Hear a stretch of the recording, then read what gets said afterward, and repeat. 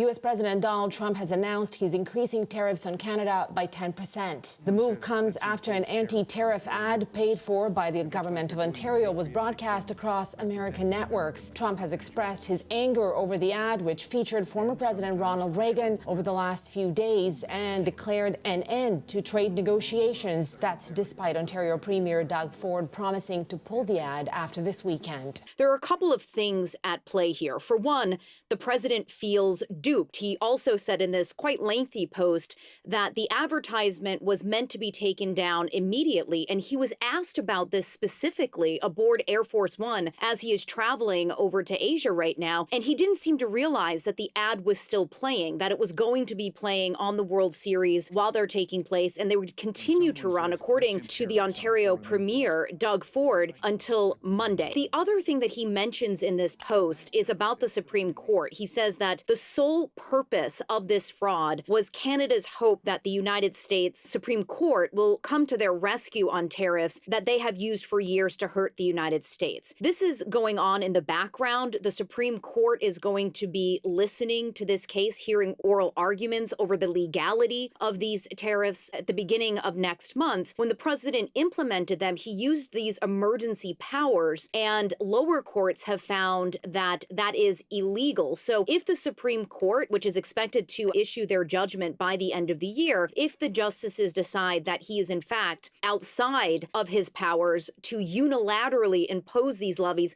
not just on Canada, but really all of the countries around the world like we have seen, then his entire tariff campaign could start to unravel, at least in part. So this is clearly an escalation in this standoff with Canada. He has made it very clear that he is not going to be meeting with Carney when they are both at the ASEAN summit in this coming week. And this, the latest escalation, 10% additional tariff on Canada over this advertisement that President Trump clearly does not like.